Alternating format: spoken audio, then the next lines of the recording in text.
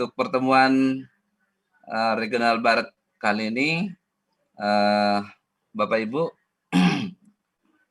kita mulai dengan pembukaan dan arahan dari Bapak PLT Dirjen, nanti akan dilanjutkan dengan paparan penyederhanaan dan alur oleh PLT Direktur Surveillance dan Karantina Kesehatan, dan selanjutnya adalah pemaparan aplikasi Piker oleh dari BPJS, dan selanjutnya kita akan masuk ke diskusi dan selanjutnya penutup.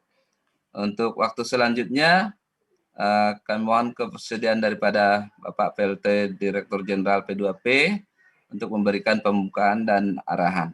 Kami persilakan Bapak.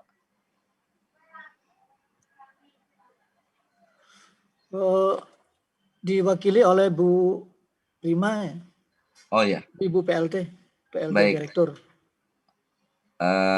Pembukaan dan arahan akan disampaikan oleh PLT Direktur Surveillance dan Karantina Kesehatan. Mungkin nanti selanjutnya akan dilanjutkan dengan paparan penyederhanaan alur vaksinasi. Kepada Ibu Prima, kami persilahkan.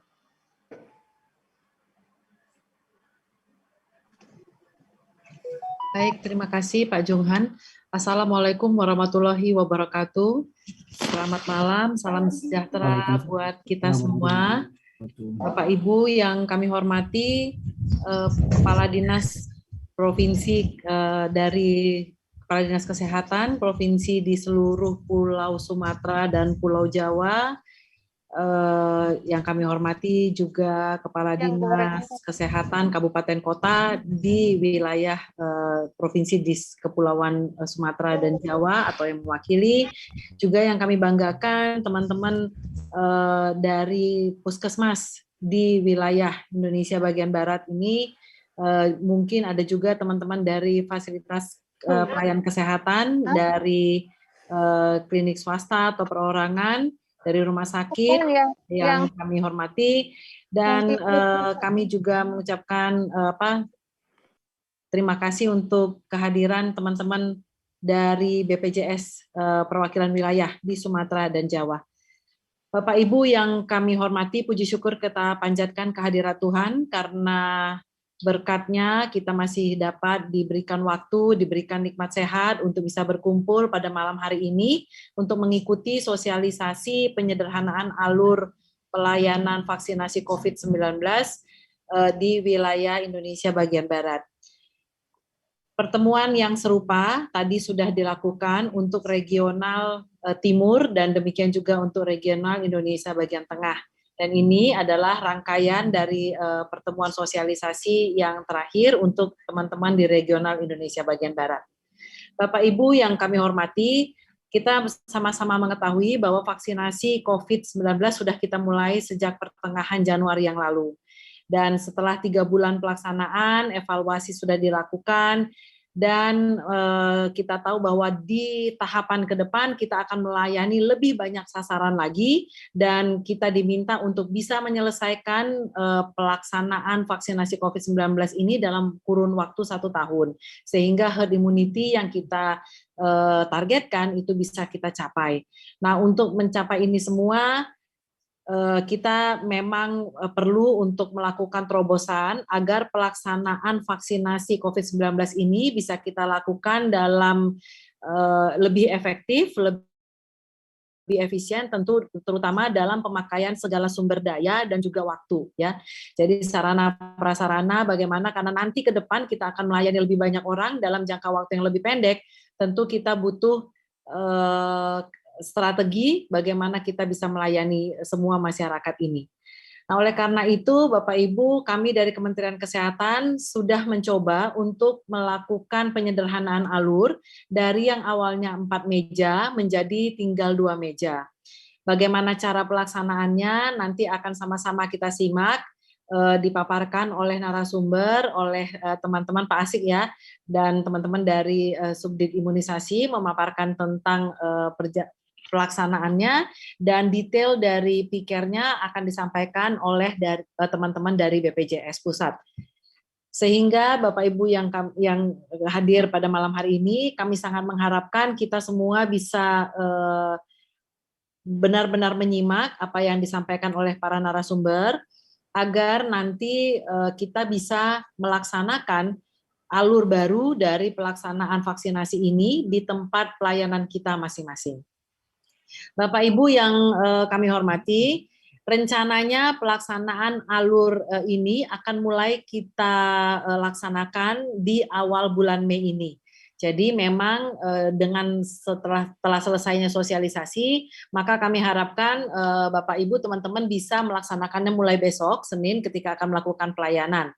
Ya, jadi bisa diuji cobakan dulu dan kami masih akan membuka masa transisi ini sampai 2 minggu ke depan. Jadi harapannya dalam 2 minggu ini kita bisa sama-sama lebih memahamkan sehingga nanti di minggu ketiga semua kita akan siap untuk melakukan atau melayani vaksinasi COVID-19 dengan memakai alur yang baru yang sudah disederhanakan. Nanti di sini kalau kami sangat berharap peran serta yang aktif ya. Jadi kalau dalam pemaparan nanti memang ada yang kurang jelas, ya segera ditanyakan. Pertanyaan bisa diajukan lewat kolom chat ataupun nanti bisa langsung ketika sesi tanya jawab dibuka. Kami sangat berharap pertemuan sosialisasi ini bisa berjalan dengan baik sehingga kita semua bisa mendapatkan pemahaman yang sama dalam hal pelaksanaan pelayanan vaksinasi COVID-19 ke depan dengan menggunakan alur yang sudah disederhanakan. Mungkin demikian kata sambutan sebagai pembuka pertemuan kita pada malam hari ini dari saya. Dengan ini, dengan mengucapkan syukur kehadirat Tuhan Yang Maha Kuasa, saya menyatakan pertemuan sosialisasi penyederhanaan alur pelayanan vaksinasi COVID-19 untuk Dinas Kesehatan di Regional Indonesia bagian Barat dengan resmi dinyatakan dibuka. Wassalamualaikum warahmatullahi wabarakatuh. Selamat malam, salam sehat buat kita semua. Saya kembalikan ke pembawa acara, Pak Johan. Terima kasih. Baik, terima kasih Dr. Prima Yosepin sebagai PLT Direktur Surveillance Karantina Kesehatan.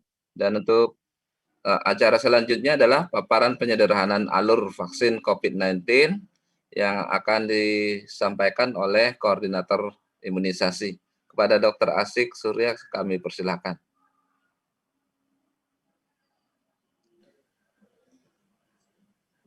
Baik, terima kasih. Mungkin sebelum itu Pak Jungan saya minta Bu Ita jadi moderator ya kali ya. Biar nanti ukur waktunya juga.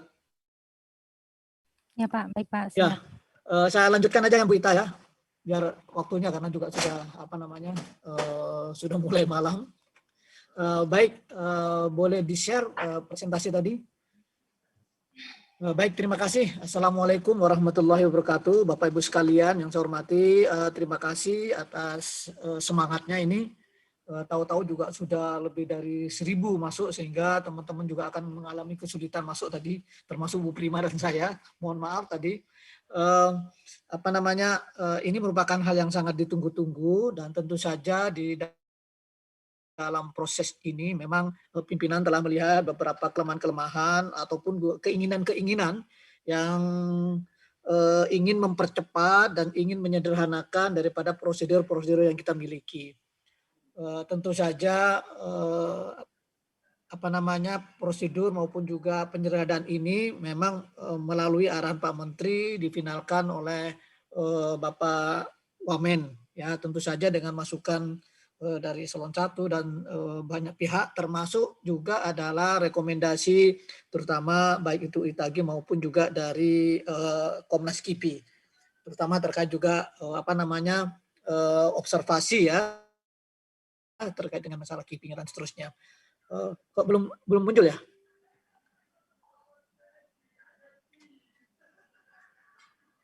Kok belum sharing? Tadi sudah ada sharing deh. Sambil menunggu kali ya, atau dari saya aja yang share screen. Silakan Pak. Silakan. Kalau kayaknya nggak muncul ya teman-teman nih. Berarti harus di stop dulu ya. Coba deh. Yang ini ya Pak. Ya, ya, ya, ya, ya. Ini yang tadi sudah di ini ya. Oke, baik.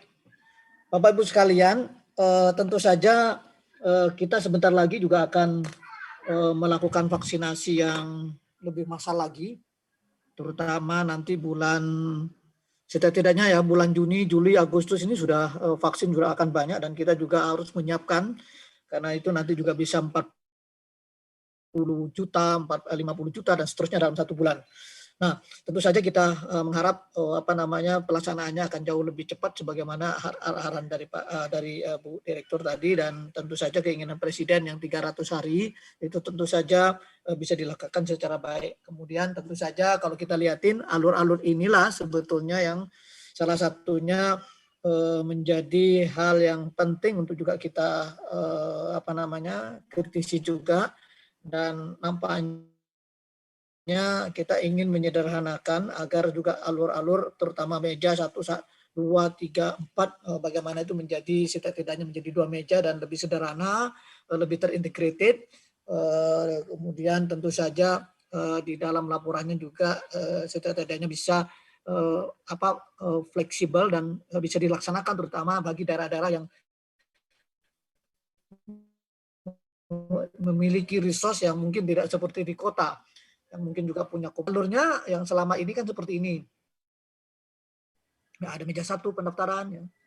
1A ya, kemudian ditambah lagi juga meja 1B kalau mereka juga goso ya di situ, kemudian habis itu baru ke meja screening 2, ke meja 3 ya yang merupakan vaksinasi, baru nanti di meja 4 dilakukan pencatatan dan observasi. Jadi ini yang selalu untuk kita lakukan. Kemudian next slide. Nah, kemudian kita juga melakukan beberapa, tentu saja ini bukan sekedar arahan, tetapi diskusi melihat di lapangan, kemudian diarahkan agar juga lebih penyederhanaan. Saya pikir ini juga di banyak negara pun juga dilakukan hal tersebut. Nampaknya memang yang agak sedikit complicated kita di Indonesia, bahkan juga misalkan dibandingkan dengan di banyak negara maju. Jadi kita juga masih terlalu complicated di dalam hal ini. Maka dari itu ada beberapa inisiatif yang mungkin akan lebih mempercepat, lebih menyederhanakan dalam hal ini, di mana juga meja 1A yang awalnya pendaftaran, kemudian meja 1B ditambah meja 1B menjadi ruang tunggu, ditambah di situ dengan seorang petugas mobile. Jadi di sini nanti mereka akan mengecek, melakukan pengecekan sasaran melalui Peduli Lindungi dan tentu saja mungkin cuma hanya cukup HP saja di sini yang terkoneksi dengan PL ya Peduli Lindungi. Kemudian di sini nantinya kalau kita lihatin meja 2 dan 3 akhirnya menjadi 1, kita namain menjadi meja 1 yang isinya adalah memang screening dan vaksinasi. Kemudian meja 4 akhirnya menjadi meja 2, ya, tetap tugas fungsinya pencatatan dan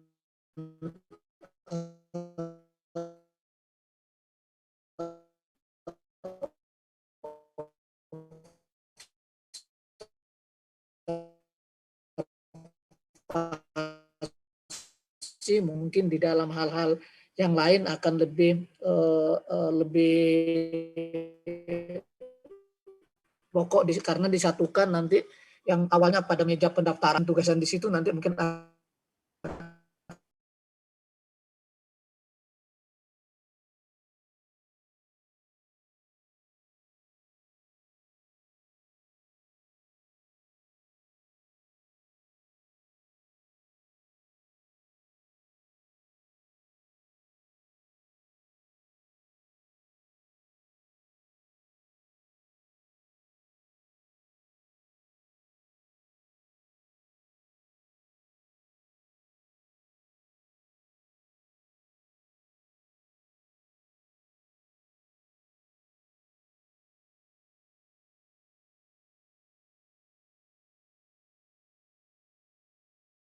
melakukan screening, kemudian juga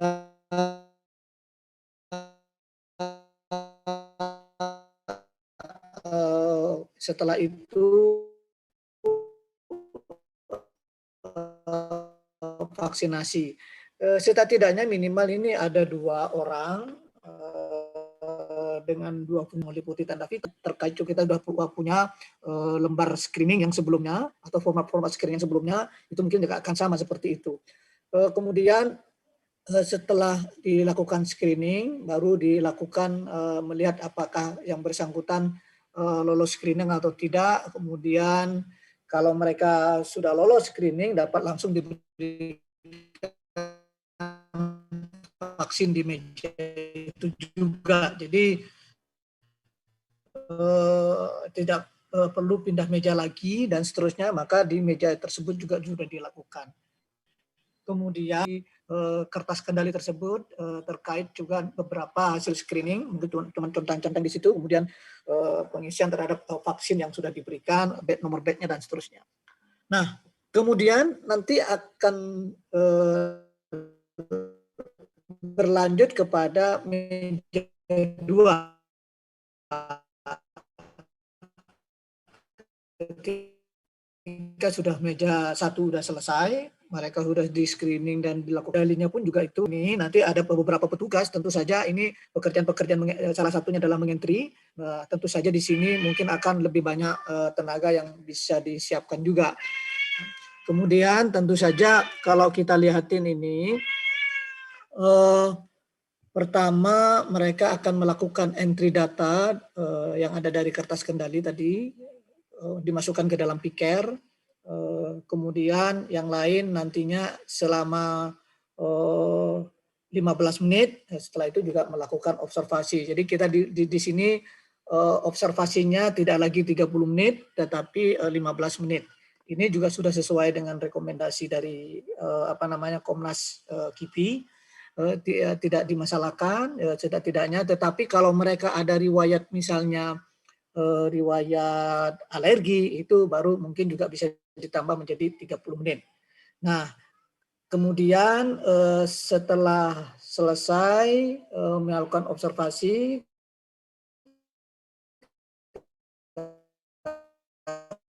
itu bisa juga dicetak lebih dahulu dengan bisa kalau kartunya tadi juga ada, maka juga tinggal hanya mencatat di situ pada kartu, bisa juga ditulis tangan.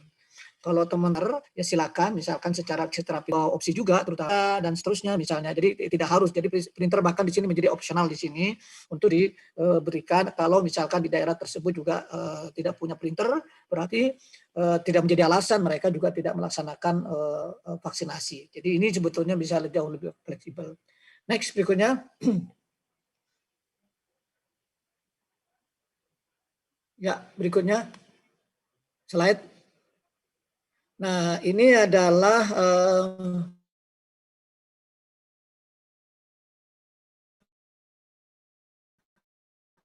rekomendasi ataupun juga beberapa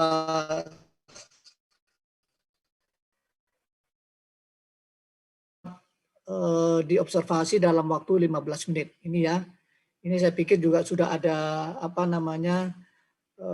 sudah ada rekomendasinya di situ, yaitu dengan prinsip kehati-hatian dan bagi para sasaran yang memiliki riwayat alergi, ya kalau kita lihatin di sini pernah mengalami riwayat reaksi anafilaktis misalnya, itu dapat diobservasi menjadi 30 menit.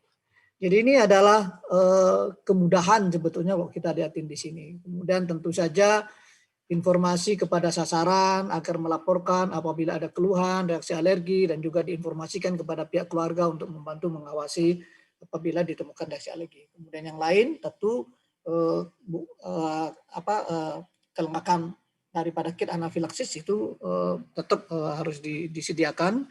Walaupun juga sudah kita berubah menjadi 15 menit, tidak berarti bahwa kit untuk anafilaksis itu lantas boleh tidak, tetap harus dilakukan. Kemudian tentu saja yang penting lagi adalah sistem rujukan. Tidak-tidaknya, apalagi ini dalam bentuk massal, nanti misalkan dilakukan, maka sudah dibuat jejaring dengan rumah sakit rujukan terdekat. Ya. Kalau ada apa-apa bisa langsung dilarikan dengan ambulan ke rumah sakit terdekat. Next, berikutnya. Ya. Nah, ini adalah bentuk kalau kita pengecekan ya, terutama yang dilakukan oleh petugas mobile di ruang tunggu. Jadi sasaran datang, duduk di ruang tunggu, kemudian juga dicek, diliatin berdasarkan NIK-nya gitu kan. Kemudian nanti kalau memang terdaftar itu di dalam PICare, maka dia akan muncul tulisan siap di. Apabila sasaran belum terdaftar, ya pada saat nanti bukan di meja di sini, bukan di awal di sini, ya, bukan di dulu ada meja pendaftaran ya di situ, tidak, tetapi nanti ada di meja 2. Jadi nanti, jadi apa namanya, kita akan memberikan kepada mereka bahkan setelah divaksinasi, kita akan lengkapi data-datanya. Kemudian petugas mobile nantinya ketika lihat ini nantinya akan memberikan tanda pada kertas kendali sasaran. Jadi kalau mereka misalkan belum terdaftar, maka di kendali sasarannya akan dicatatkan di situ.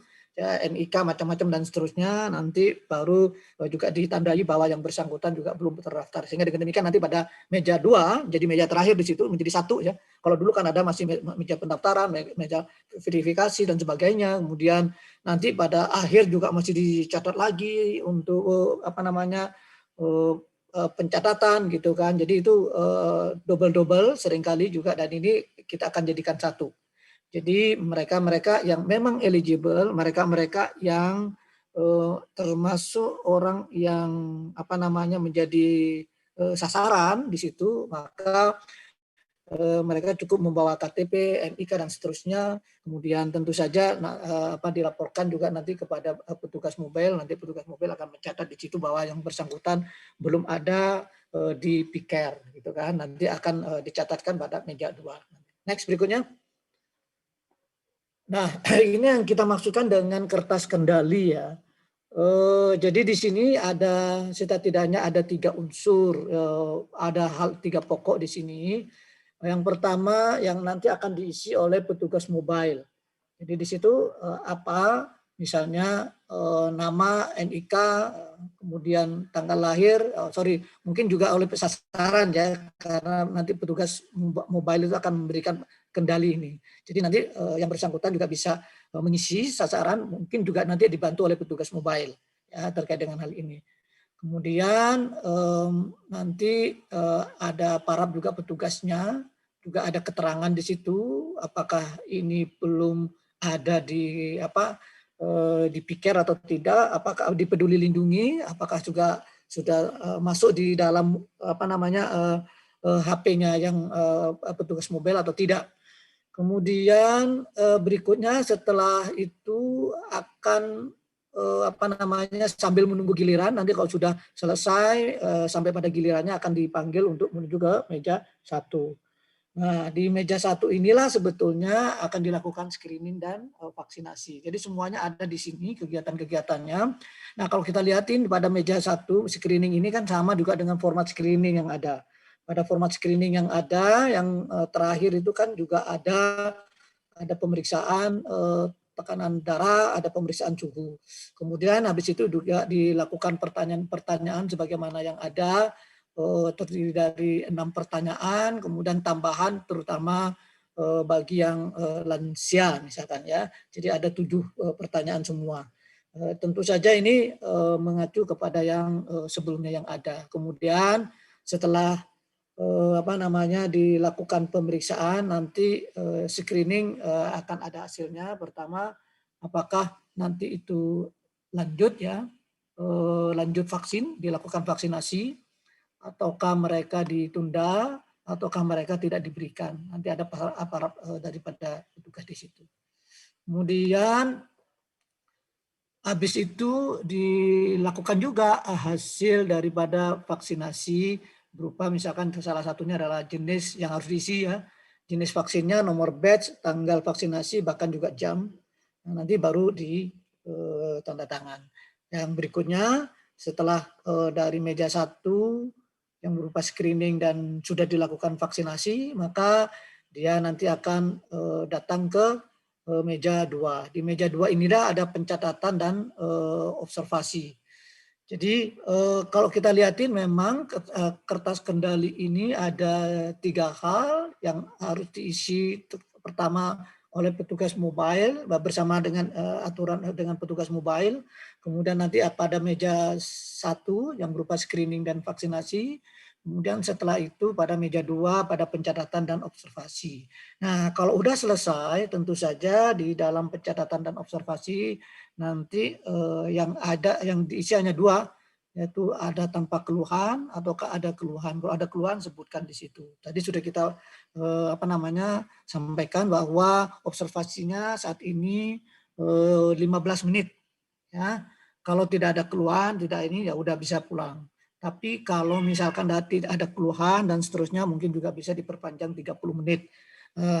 Termasuk dengan mereka yang misalnya adalah dengan riwayat alergi. Saya pikir ini hal-hal yang bisa dipermudah dalam hal ini. Next berikutnya.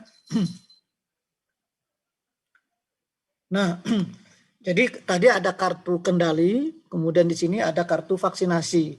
Nah, kalau kita lihatin ini, kartu vaksinasi nantinya itu akan diisi oleh petugas yang ada di meja 2 dan diberikan kepada sasaran sebagai bukti yang bersangkutan vaksinasi. Kemudian di situ juga ada tulisan, bisa ditulis juga, terutama bagi mereka-mereka yang tidak punya terkait juga dengan printer dan sebagainya yang sudah tidak punya dengan komputer, kesulitan dengan itu, maka kita bisa menggunakan kartu vaksinasi ini. Harapannya dengan pengalaman yang selama ini ada, maka dengan adanya model kartu vaksinasi dan ini juga sudah cepat. Kemudian apa yang harus kita isi di dalam kartu vaksinasi itu, tentu saja ada nomor registrasinya, nama lengkap, kemudian tentu nomor HP-nya dan seterusnya, dan di bawahnya ada juga status dari vaksinasi itu. Status vaksinasi tentu saja yang ada di sini adalah dosisnya, tanggalnya, nomor batch vaksin, nama vaksinator, dan keterangan.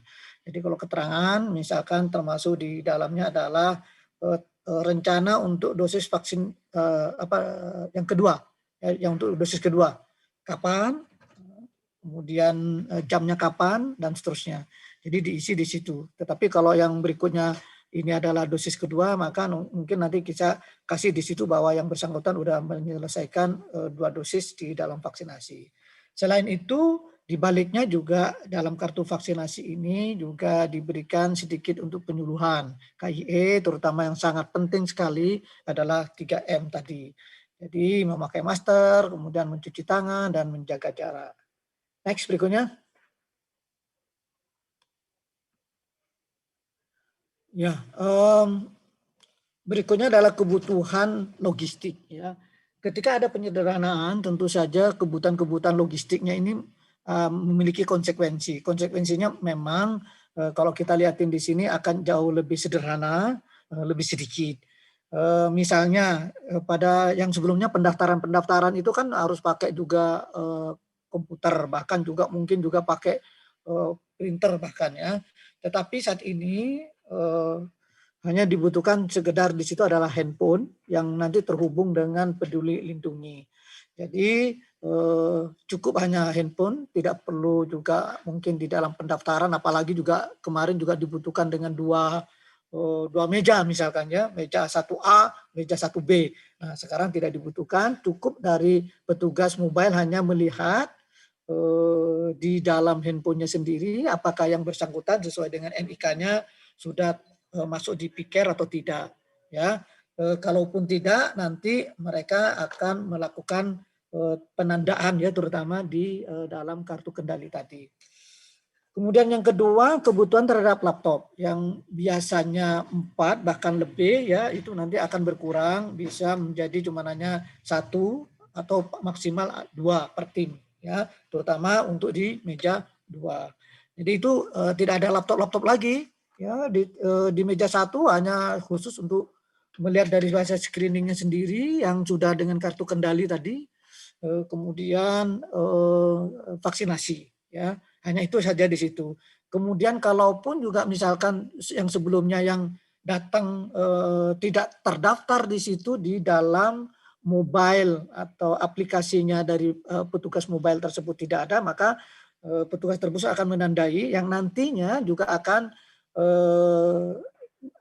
identitas dan seterusnya itu akan dimasukkan ke dalam pikernya nanti di meja 2. Jadi sebetulnya nanti digiring ke meja 2-nya sehingga dengan demikian tidak dibutuhkan lagi pada meja 1. Sehingga dengan demikian akan cepat orang tersebut langsung juga dilakukan penyuntikan. Ya. Bahkan mungkin saja nantinya terutama di meja 2 orang setelah disuntik mungkin tidak lama-lama karena cuma hanya 15 menit juga sekaligus nanti petugas yang di meja 2 ngisi selesai mungkin juga sudah selesai masa tunggunya sehingga biar juga sudah langsung pulang gitu kan.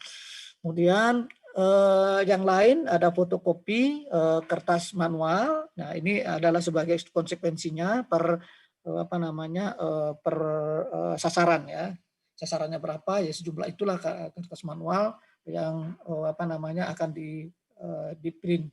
Itu ada 1 lembar yang diberikan ke sana sehingga dengan demikian akan jauh lebih mudah karena kartu kendali ini kan hanya merupakan setidaknya untuk mengendalikan apa-apa yang sudah harus dilakukan dan nanti yang harus diisikan di di meja 2. Kemudian printer. Nah, printer tentu menjadi opsional. Mungkin tidak dibutuhkan lagi apabila kartu vaksinasi sudah tersedia. Kalau kartu vaksinasinya tidak tersedia, barangkali juga bisa dibutuhkan di situ. Ya, jadi kayak seperti itu sehingga dengan demikian maka daerah-daerah akan lebih fleksibel, akan lebih portable, akan lebih mudah sebetulnya ketika akan melaksanakannya. Jadi tidak harus ada printernya misalnya, tetapi selama mereka juga punya kartu vaksinasi yang mungkin juga bisa sudah dicetak atau disiapkan oleh teman-teman juga, itu juga bisa juga sudah atau sudah menerima dari pembagian pusat ya, itu juga sudah bisa dilakukan. Ya, next berikutnya. Ya, ini hasil uji coba yang sebelumnya ya. Kalau kita lihatin, kita juga sudah melakukan sebetulnya di beberapa tempat. Jadi ada di 4 tempat. Pertama yang di DKI itu dilakukan di PSDM di Hang Jebat. Ini sifatnya dengan sentra vaksinasi yang merupakan tempat massal yang sasaran setiap harinya 500 sampai 1000. Itu yang nomor 1. Jadi kita udah uji coba di sana dalam bentuk massal bagaimana. Kemudian ada 2 puskesmas yang juga sudah dilakukan sehingga nanti ini merepresentasikan di Vaskes. Ya, di Vaskes bagaimana pelaksanaan kalau dengan model penyederhanaan ini. Jadi itu dilakukan di Puskesmas Bululor di Jawa Tengah, kemudian juga di Sulawesi Selatan di Puskesmas Cendrawasih di Makassar ya. Kemudian ada lagi juga dilakukan di Sulawesi Utara, yaitu di Klinik Pratama di kantor gubernur. Yang ini yang juga mungkin akan mewakili daripada layanan institusional yang kayak seperti kemarin kalau dilakukan di Jakarta kayak seperti di kementerian dan lembaga misalkan. Kalau teman-teman mungkin juga ada di dinas barangkali di dinas ya mungkin juga ada klinik-kliniknya ya. Jadi itu sudah dicoba untuk di beberapa skenario yang ada untuk mewakili baik itu dari Vaskesnya sendiri maupun juga dalam sentra vaksinasi yang lebih massal maupun juga di klinik yang sifatnya institusional. Dan di bawah ini adalah gambar-gambar yang kita lihatin di sini bagaimana jika ada petugas mobile-nya memeriksa identitas sekaligus menyocokkan dengan di HP-nya apakah sudah terdaftar atau tidak dan seterusnya sekaligus nanti memberikan kartu kendali. Kemudian yang berikutnya di meja 1 terdiri ada 2, jadi ada 2 petugas setidaknya mulai dari screening. Di situ juga ada tekanan darah untuk mengukur tensi dan sekaligus juga suhu ya. Kemudian di situ juga ada juga langsung di meja 2 pun juga langsung diberikan vaksinasi. Yang meja 2, maaf yang tadi meja 1 ya, yang meja 2 ini adalah hanya meja pencatatan dan observasi. Jadi kartu kendali yang sudah diisi itu nanti secara apa namanya ini nanti dimasukkan di dalam komputer, masuk di dalam piker. Termasuk mereka-mereka yang tidak termasuk di dalam apa namanya peduli lindungi tadi.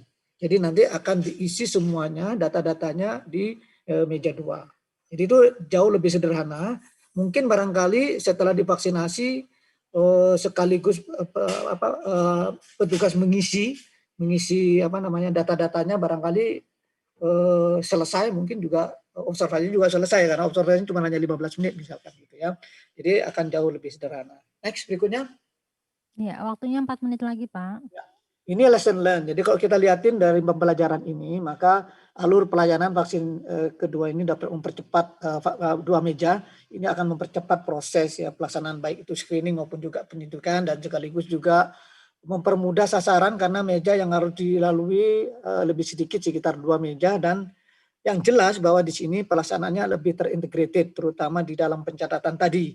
Kemudian pengoperasian piker mungkin akan jauh lebih mudah karena hanya menggunakan satu user dan tentu semua fitur yang dibutuhkan itu dapat tampil di dalam pikernya dalam hanya satu halaman. Kemudian tentu saja yang lain adalah terkait juga ada kemungkinan penumpukan di dalam pelaksanaannya memang terutama di meja 2 karena di meja 2 ada pekerjaan untuk memasukkan ya ke dalam pikernya di situ. Sehingga dengan demikian jumlah meja 2 memang sebaiknya itu lebih banyak bahkan juga dibandingkan dengan meja 1. Mungkin bisa juga dibuat perbandingan, katakanlah petugas mobile 1 orang, di meja 1 ada 2 orang, misalkan di meja 3 di meja 2 mungkin 3 orang gitu. Barangkali kayak seperti itu, tetapi tentu saja nanti tergantung di lapangan sejauh apa namanya istilahnya juga mobilitasnya di situ. Next berikutnya.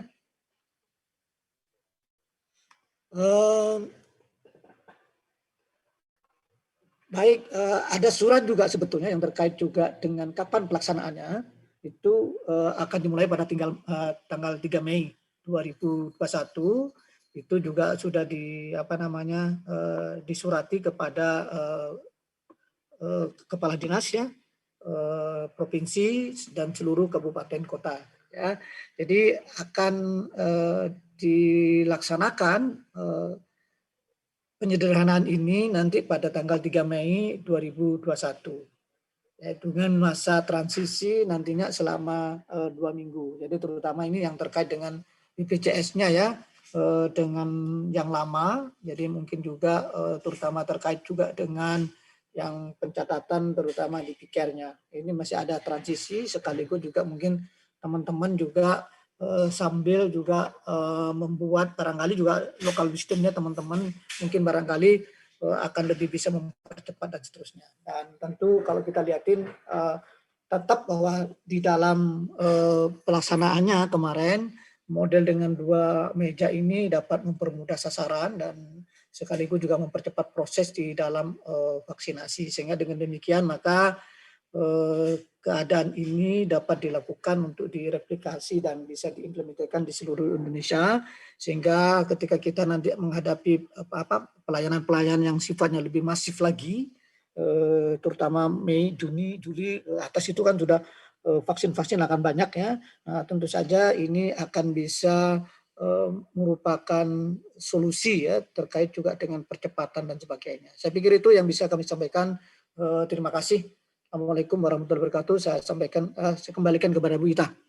Baik, terima kasih. Waalaikumsalam warahmatullahi wabarakatuh. Baik, terima kasih Pak Asik atas paparannya. Nanti ada sesi diskusi dan tanya jawab ya. Tapi sekarang kita lanjut lagi dengan narasumber berikutnya dari BPJS. Pak Bayu ya. Sudah join ya? Sudah, Bu. Ya, silakan Pak Bayu. Baik, selamat malam Bapak Ibu semuanya. Assalamualaikum warahmatullahi wabarakatuh. Perkenalkan, nama saya Bayu Yudanto, saya dari BPJS Kesehatan Kantor Pusat. Jadi pada kesempatan kali ini saya akan menjelaskan terkait aplikasi piker vaksinasi yang baru menyesuaikan dengan alur penyederhanaan yang tadi sudah disampaikan oleh Pak Asik. Saya izin share screen terlebih dahulu. sebelum saya simulasi di aplikasi Picker-nya, saya akan menyampaikan 2 slide terlebih dahulu ya Bapak Ibu, untuk menyampaikan secara konkret perbedaannya apa antara Picker yang lama atau Picker existing dengan Picker yang alur yang baru atau simplifikasi. Nah, ini sudah tampil ya Bapak Ibu di layarnya Bapak Ibu semuanya di aplikasi di PowerPoint ini. Jadi untuk kotak yang atas, kotak yang warna merah muda, warna pink itu adalah Picker yang existing atau Picker yang lama. Kemudian yang bawah yang warna biru muda itu adalah Picker yang baru atau Picker yang alurnya simplifikasi. Oke, untuk yang atas, sebagaimana kita ketahui bahwa jumlah mejanya ada 4+1 ya Bapak Ibu.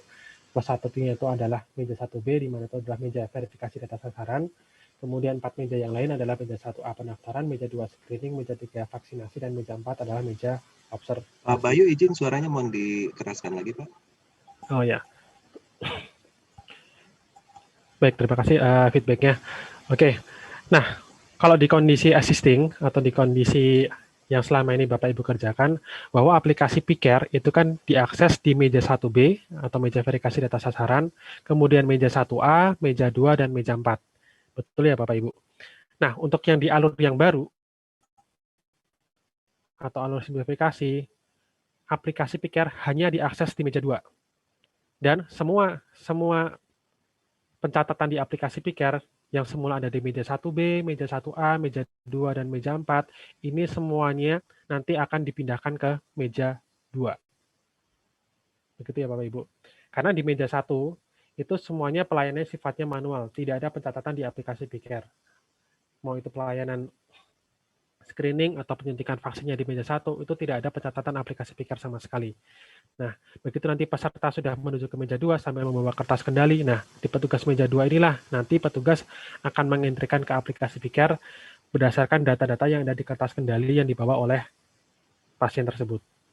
Oke, nah, terkait alur yang baru ini tadi, memang dibutuhkan ya suatu SDM atau suatu petugas yang dia cekatan, dia yang lincah menggunakan aplikasi Picker-nya, yang mungkin orang-orang yang terbiasa menggunakan komputer, menggunakan gadget, mungkin nanti bisa lebih lincah dalam penggunaan aplikasinya. Nah, harapannya nanti di petugas di meja 2 ini tadi, dia bisa tuh mengerjakan semua tugas-tugas yang selama ini dikerjakan di meja 1B, meja 1A, meja 2, dan meja 4.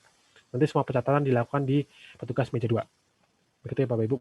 Mulai dari registrasi, kemudian input screeningnya, kemudian input hasil observasinya. Semua dilakukan di meja 2.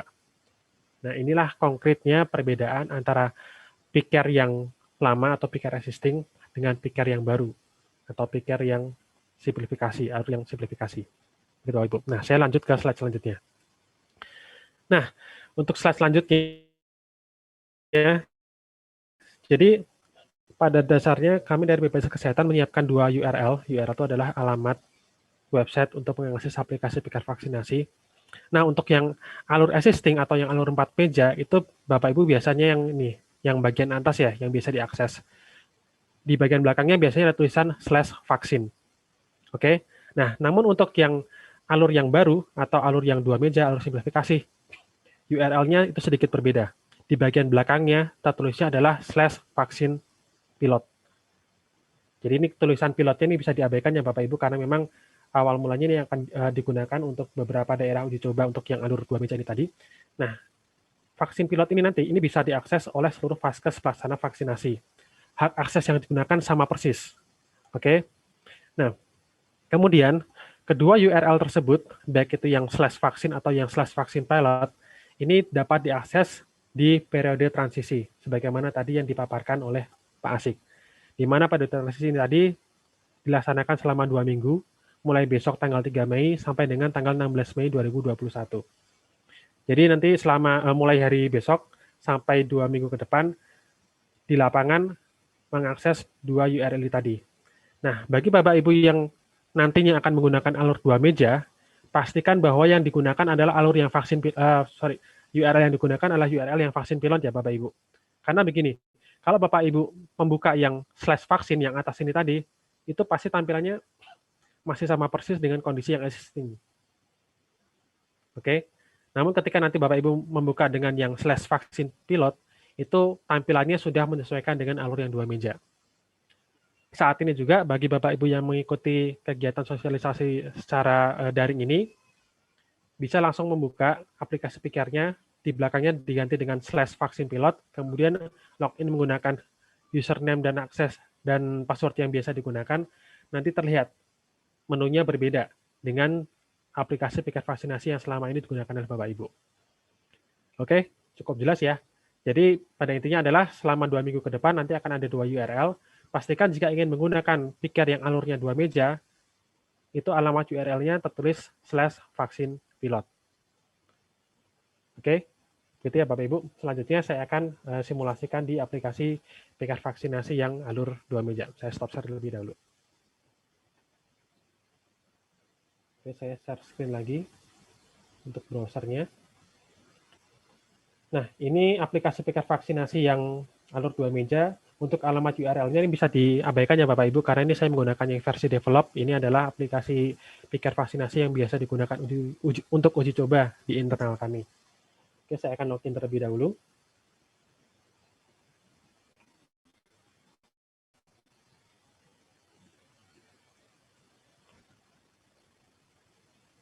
Salah, ntar saya coba lagi.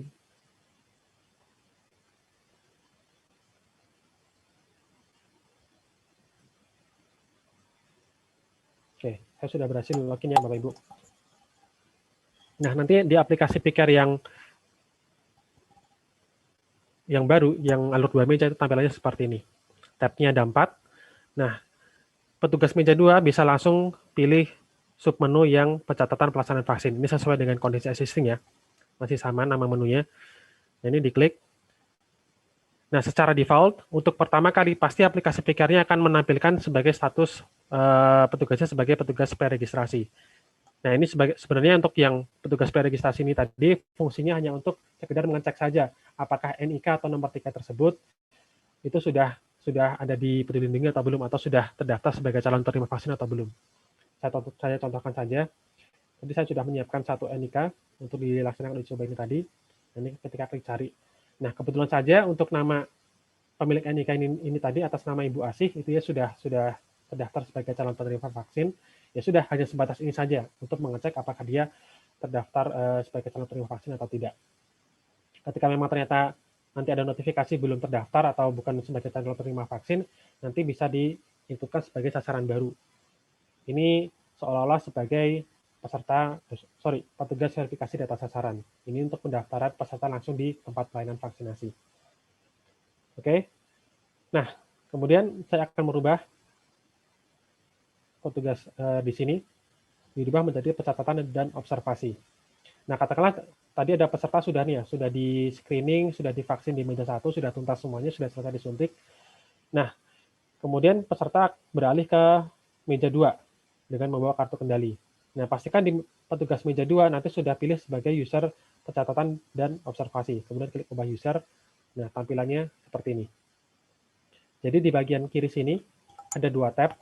Yang tab pertama adalah registrasi dan screening, kemudian tab selanjutnya adalah tab observasi. Nah, tadi ceritanya Ibu, ini saya masukkan dulu NIK-nya. Nah, ceritanya Bu Asih tadi sudah selesai divaksin ya, di meja 1, kemudian dia beralih ke meja 2, saya inputkan di bagian nomor pencarian, kemudian klik cari, ada namanya Bu Asih, kemudian inputkan hasil screening-nya. Ini diinputkan sesuai dengan yang tertulis di kartu kendali. Ini saya asumsikan adalah kondisi normal semuanya.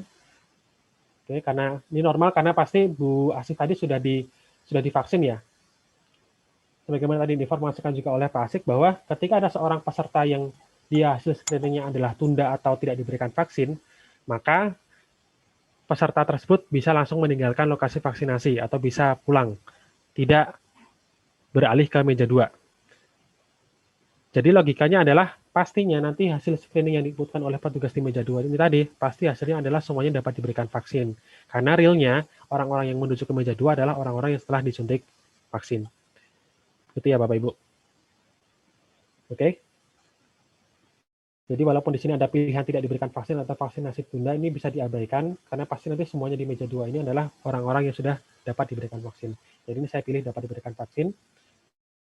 Kemudian inputkan keterangan screeningnya. Klik simpan. Nah, ini tuntas untuk menginputkan screeningnya. Nah, setelah ini selesai, kemudian beralih ke observasi. Nah, kita lihat tadi di sini datanya Bu Asih sudah dilakukan screening dan seterusnya dapat diberikan vaksin. Kita input vaksin yang diberikan apa, nama vaksinnya apa. Dengan cara sesuai dengan alur existing, klik dulu nomor tiketnya. Nah, untuk versi yang ini ada sedikit perbedaannya Bapak Ibu. Di versi sebelumnya kan ketika penginputan nama vaksinnya adalah Bapak Ibu klik tanda panah ke bawah ini. Nanti akan muncul drop down pilihan vaksinnya, apakah CoronaVac atau AstraZeneca. Nah, untuk versi yang ini dengan cara klik tanda titik 3 di sini. Ini diklik, kemudian tuliskan nama vaksinnya. Oke, jadi ini memang berbeda cara penginputan nama vaksinnya. Kenapa dibuat seperti ini? Karena begini Bapak Ibu latar belakangnya. Karena dengan versi yang sebelumnya, ketika klik panah ke bawah, kemudian muncul drop down pilihan apakah CoronaVac atau AstraZeneca. Ternyata kondisi di lapangan banyak sekali petugas yang salah input nama vaksin. Oke, dan biasanya petugas tersebut baru sadar itu kemudian hari. Padahal kan nama vaksin ini tidak bisa diedit setelah lewat hari ya. Batas maksimalnya pengeditan adalah jam 23.59 di hari tersebut. Itu ya Bapak Ibu. Jadi seharusnya disuntik dengan CoronaVac, tapi ternyata diinputkan di PCare itu dipilihnya adalah AstraZeneca. Banyak sekali kejadian seperti itu. Oleh karena itu, untuk meningkatkan awareness dari petugas di meja 2 atau petugas pencatatan di aplikasi PCare-nya, nah penginputan nama vaksinnya adalah dengan cara diketik secara manual. Untuk pilihan vaksinnya hanya ada 2 ya Bapak Ibu, antara CoronaVac atau AstraZeneca. Jadi misalkan vaksinnya adalah CoronaVac, maka tulis di sini Corona. Nah, minimal 5 digit. Kemudian klik CoronaVac ini tadi. Maka akan muncul CoronaVac di sini. Gitu ya Bapak Ibu. Begitu juga untuk AstraZeneca. Saya coba ya, AstraZeneca. Nah, akan muncul AstraZeneca di sini. Oke, akan muncul AstraZeneca di sini. Oke. Jadi ini di sini fungsinya supaya petugas itu lebih aware lah terhadap nama vaksin yang diinput aplikasi PCare, karena ini sangat berpengaruh sekali ya terhadap penerbitan tiket untuk vaksin yang kedua. Di mana untuk CoronaVac rentang waktu untuk vaksin yang kedua adalah 28 hari, kemudian untuk AstraZeneca itu adalah 8 minggu. Oke, jadi di sini saya coba aja CoronaVac. Ya, kemudian inputkan nomor batch vaksin ini sama persis dengan kondisi existing. Misalkan 1.45678, terus keterangannya ini sesuai kondisi existing ya Bapak Ibu. Ini saya tulis free text. Maaf, kan setelah vaksin pertama, vaksin kedua tanggal sekian Mei, 28 hari kemudian dari tanggal 2 berarti 30 Mei ya. 30 Mei 2020. Ini contoh saja sih ya Bapak Ibu, seperti itu. Oke, setelah ini semuanya sesuai, kemudian klik simpan. Maka akan muncul notifikasi seperti ini untuk memastikan bahwa nama vaksin yang diberikan adalah betul sesuai dengan kenyataannya. Kemudian klik ya. Nah, setelah itu langsung inputkan hasil observasinya. Biasanya kan tanpa ada keluhan, ini juga sesuai dengan kondisi existing ya Bapak Ibu, tidak ada perbedaan dengan yang tidak existing. Inputkan sebagai tanpa keluhan, kemudian klik simpan. Akan muncul konfirmasi apakah pilihan satu hasil observasi tersebut sudah benar, maka pilih ya. Oke. Nah, nanti secara otomatis PCare akan bukan PCare ya, browser akan menampilkan format PDF kartu vaksinasi. Oke, sesuai dengan paparan tadi dari Pak Asik bahwa kartu vaksinasi ini tadi ini tidak harus di-print ya Bapak Ibu. Karena kan tadi sudah ada kartu vaksinasi yang manual, itu yang bisa ditulis secara manual. Nah, cukup dengan itu. Jadi yang dari PCare ini tadi, format PDF-nya ini tidak harus di-print. Walaupun aplikasi PCare tetap mengeluarkan PDF ini, tapi ini tidak harus di-print. Oke, jadi ini bisa di-skip juga nggak apa-apa. Ini di-close saja format PDF-nya.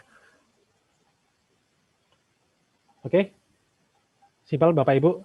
Prosesnya sesuai dengan existing ya untuk penginputannya nama vaksin kemudian hasil observasinya. Jadi sesederhana itu ya Bapak Ibu, penginputannya tidak ada yang berubah. Berubahnya hanya semuanya tadi user tadi yang existing di mana ada di pengentrian di meja verifikasi data sasaran, meja 1A, meja 2 dan meja 4, semuanya sekarang dipindahkan ke satu meja, ke petugas meja 2. Begitu ya Bapak Ibu. Saya rasa cukup sekian. Nanti untuk tanya jawab apabila yang ingin ditanyakan bisa dilaksanakan di sesi selanjutnya. Sekian dari saya, kurang lebihnya mohon maaf. Wassalamualaikum warahmatullahi wabarakatuh. Saya Waalaikumsalam kembalikan ke Bu Adit. warahmatullahi wabarakatuh. Terima kasih Pak Bayu atas presentasinya. Baik Bapak Ibu, kita masih punya waktu sekitar 15 menit ke depan untuk sesi diskusi dan tanya jawab. Saya undang Bapak Ibu yang ingin bertanya, klik raise hand, fitur raise hand, maka saya akan berikan kesempatan untuk bertanya. Ya, nanti kalau sudah secara langsung sudah selesai, baru kita lihat yang ada di kolom chat. Baik, saya undang Dokter siapa ini? Oh sorry, yang sudah raise hand ya, Dr. Yaslin. Dr. Yaslin, kemudian Yance Dinkes Kaban, kemudian Agus Dinkes mana ini? Kemudian Asep Garut. Oke, Dr. Yaslin silakan. Ya, selamat malam. Ibu izin bertanya, saya dari Kabupaten Cianjur, mau tanya kalau semisal ternyata saat dia sudah selesai divaksin, waktu ke meja 2 ternyata ada kendala. Misal KTP-nya ternyata tidak sesuai dengan usianya dia. Jadi dia merasa, soalnya ada beberapa nih kemarin itu dia merasa umurnya sudah 17 tahun, ternyata saat dicek KTP-nya belum 17 padahal dia sudah divaksin misal gitu. Terus kalau misalkan ada kendala-kendala yang lain ternyata NIK-nya tidak sesuai dengan nama. Solusinya bagaimana? Terima kasih Ibu. Oke. Ya. Pertanyaan kedua, silakan. Siapa tadi ya? Yance Dahlian, silakan. Di unmute ya, Ibu Yance, ya silakan.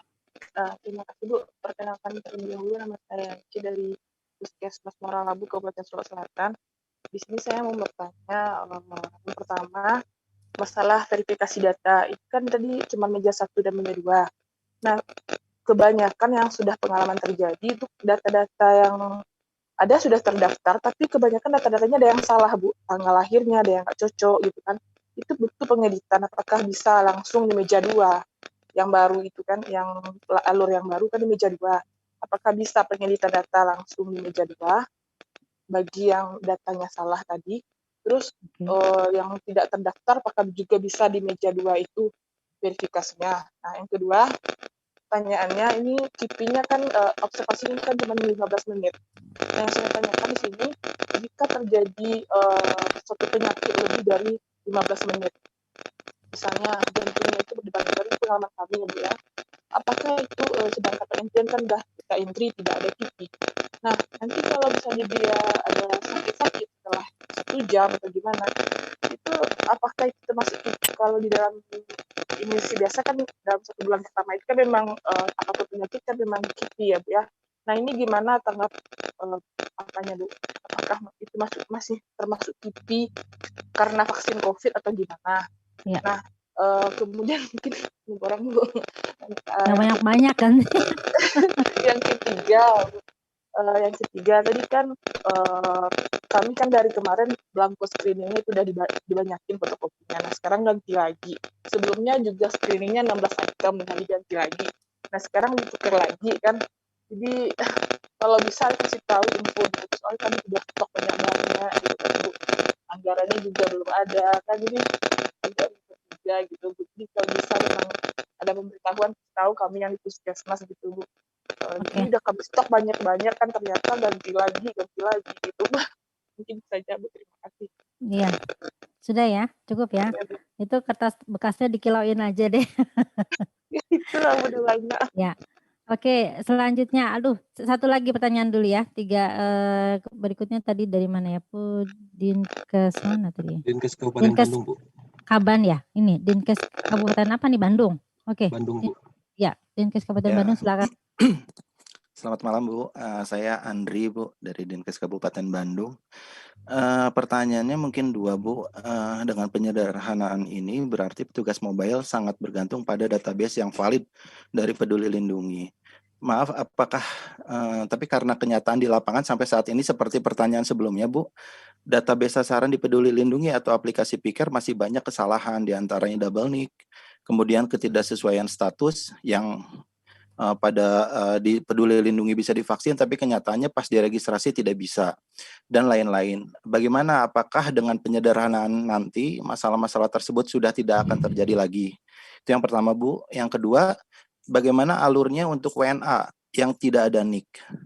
Itu aja. Satu lagi saran aja, Bu, kalau untuk mempersingkat petugas mobile dalam cek status sasaran di Peduli Lindungi, bisa tidak petugas mobile itu hanya cek NIK saja, tidak harus menuliskan namanya gitu. Karena kan selama ini juga kami banyak ngecek di Peduli Lindungi itu harus nama dan NIK ya. Bisa tidak kalau hanya NIK saja? Itu aja, Bu, terima kasih. Oke, baik, terima kasih. Saya batasi dulu 3 penanya ya. Silakan Pak Asik bisa memberikan jawaban atau tanggapan. Ya, terima kasih Bu Ita, Bapak Ibu sekalian. Terima kasih atas responnya. Beberapa hal yang juga terkait nanti mungkin juga sama Pak Bayu juga ya ini ya, karena juga mix kayaknya. Mungkin yang terkait dengan prosedur aja lah paling tidak ya. Salah satunya mungkin nanti kalau yang terkait yang tidak sesuai di meja 3 pengalaman mungkin nanti Pak Bayu ya terkait dengan ini. Kemudian kalau kita langsung di sini memang sebetulnya ini kan penyederhanaan, sehingga yang banyak terutama kemarin, terutama yang ada di meja 1, ada pendaftaran, bahkan ditambah 1A, 1B, dan seterusnya gitu kan. Nah, itu nanti memang lebih disederhanakan, nanti akan bisa dipindah kepada meja 2. Nah, konsekuensinya tentu saja saya paham, pertama memang harus masuk di Peduli Lindungi atau sudah terdaftar di PIKER, sehingga petugas mobile tadi kalau kita lihatin memang nanti sebetulnya bisa ngecek setidaknya dengan NIK aja. Ketika sudah ngecek di situ akan muncul di situ kalau sudah ada namanya, pasti di situ akan langsung muncul bahwa siap divaksin, misalkan kayak seperti itu. Tetapi kalaupun tidak, maka ini yang mungkin harus ditandai nanti di dalam kartu kendali tadi, bahwa yang bersangkutan masih belum ada dan seterusnya gitu kan. Nah, nanti pada meja yang kedua nanti akan diisi pengisiannya yang sebelumnya di depan, artinya di meja 1B gitu kan. Tapi sekarang langsung di meja 2, sehingga dengan demikian akan jauh lebih sederhana dan sekaligus gitu kan ya. Nah, nanti mungkin Pak Bayu nanti bisa menambahkan hal tersebut. Tetapi intinya bahwa ini kita mengharapkan menjadi satu. Jadi satu orang juga sudah mengisi dari A sampai Z-nya, sehingga dengan demikian maka boleh dibilang mengurangi juga banyak orang yang mungkin barangkali tidak sinkron antara satu dengan yang lain ya. Kemudian kalau kita lihatin yang lain adalah pertanyaan dari siapa ya, Bu Yance ya? Yang KIPI Pak, KIPI lebih dari 15 menit kalau terjadi itu bagaimana? Apakah karena tidak tercatat dalam observasi kan? Tapi menurut saya tetap dilaporkan, kan ada mekanisme. Ya, kan di situ ada ya. Jadi di dalam kartu vaksinasi itu kan juga sudah ada. Kalau ada diingatkan juga untuk dilaporkan kepada siapa dan seterusnya ada di situ. Jadi 15 menit ini sebetulnya sudah sebuah rekomendasi ketika kita melihat bahwa vaksin COVID ini ternyata memang tidak seperti yang diduga sebelumnya. Artinya bahwa yang efek sampingnya banyak dan seterusnya, apalagi juga masih dengan keluarnya adalah emergency use authorization, jadi masih belum benar-benar selesai sebetulnya. Tetapi pada kenyataannya dunia ketika sudah melakukan vaksinasi berapa puluh juta nih ya sampai sekarang ini nyatanya juga banyak hal yang sebetulnya bisa ditolerir, sehingga berkaca dari banyak hal tersebut sebetulnya kayak seperti yang saya bilang, di Amerika sebetulnya juga tidak se-complicated yang kita miliki saat ini gitu kan. Dengan berbagai macam alur, salah satunya adalah screening yang begitu banyak dan seterusnya. Nah, itu lebih sederhana. Nah, kita juga sebetulnya bisa mengambil hal-hal yang jauh lebih sederhana di situ, sehingga dengan demikian maka disederhanakanlah semua itu. Kemudian screeningnya tentu saja saya pikir terkait dengan KIPI itu sama juga dengan imunisasi yang lain lah ya, dengan imunisasi yang lain. Jadi kalau toh memang yang penting sebetulnya kalau mereka itu tidak mengalami gejala 15 menit ya sudah dipulangkan. Tetapi memang harus diworo-woro atau diwanti-wanti atau dikasih peringatan. Kalau ada ini maka harus segera lapor. Di situ juga mungkin juga ada nama petugasnya, dan sekaligus juga kontaknya dan seterusnya. Nah itu ada salah satunya di situ. Memang kita memahami bahwa beberapa juga ada yang delay untuk KIP-nya ya misalnya ya. Tetapi jelas bahwa di sini yang perlu untuk kita lakukan juga adalah ketika kita mendapatkan riwayat misalkan alergi. Ya, misalkan alergi maka ya kita tambah misalkan 30 menit. 30 menit tidak ada masalah, ya sudah selesai. Begitu juga dengan orang yang mengeluh, ketika juga kita lakukan observasi, mengeluh pusing lah macam-macam, maka kita tambah sampai 30 menit misalkan. Kalau sudah itu selesai ya sudah gitu kan. Jadi secara rutin yang harus kita lakukan kayak seperti itu. Sama semua KIPI-KIPI nanti memang juga dilaporkan, mereka yang juga KIPI ringan maupun juga KIPI berat. Kemudian kalau untuk menentukan apakah ini benar KIPI dan sebagainya, nah tentu saja memang nanti itu kan ada sistem. Kalau di kabupaten ada Satgas, di provinsi ada Komda, kemudian kalau di pusat ada Komnas. Ya itulah sebetulnya akan menentukan dan seterusnya. Dan ini nanti akan panjang, terutama apabila nanti juga terkait dengan misalkan masuk rumah sakit dan seterusnya, apakah ini dibiayai atau tidak. Nah tentu saja ini menjadi kajian-kajian yang mungkin juga harus bisa dilakukan, karena juga di situ di Permenkes yang baru juga disebutkan terkait juga dengan KIPI dan seterusnya. Bahkan juga di Perpres itu juga sudah ditanggung bahwa mereka yang anggota BPJS macam-macam itu juga akan ditanggung oleh BPJS. Ya, misalnya kayak seperti itu. Tetapi yang tidak aktif maupun yang misalnya juga sudah tidak atau bukan anggotanya, maka nanti akan ditanggung oleh pemerintah dengan beberapa cara, entah itu juga dari Kemenkes maupun juga dari Pemda maupun juga dari Kementerian Sosial misalnya. Jadi itu juga sudah dilakukan. Kemudian apa lagi Mbak nih? Ya, kemudian ini sama pertanyaan yang lain ya. Jadi untuk belangko screening, kertas kendali, kemudian kartu vaksinasi. Ini gimana Pak? Apakah ada khusus dibiayai oleh pusat atau gimana? Ya, sebetulnya kalau kita lihatin di situ, nah yang sementara memang ada pencetakan juga dari kartu vaksinasi ya, tetapi memang kita paham kita itu punya negara begitu luas ya, jangan sampai kita juga sudah pelaksanaannya menunggu hanya kartu itu tok gitu ya, nggak selesai-selesai gitu kan. Sama lah, sebetulnya teman-teman kita juga mengucapkan banyak terima kasih ya. Belum ada transfer dana dan sebagainya kepada teman-teman di daerah, ternyata juga mulai 13 Januari dan seterusnya itu juga sudah jalan juga di situ. Jadi itu pakai dana apa gitu misalkan. Nah tentu saja itu merupakan dana ya solidaritas teman-teman sebetulnya di situ. Tetapi pada intinya kita juga sudah ada misalkan ada Permenkes yang juga dengan yang mungkin juga sudah disosialisasikan ya oleh Roren. Itu juga ada pembiayaan yang juga bisa dilakukan di situ, baik itu sumbernya daripada DBH, DAU dan seterusnya ada di situ. Selain juga ada surat-surat yang mungkin juga bisa menjadi patokan juga yang dikeluarkan oleh Kemendagri. Jadi misalkan sebetulnya di situ juga bisa dilakukan oleh teman-teman untuk bisa melakukan hal-hal tersebut. Saya pikir itu Mbak Ita. Oke, baik. Ya. Jadi untuk pembiayaan itu sudah ada penambahan dana alokasi umum ya dari Kementerian Keuangan untuk daerah. Itu di dalamnya ada 8% yang digunakan untuk operasional vaksinasi COVID. Bisa digunakan untuk pencetakan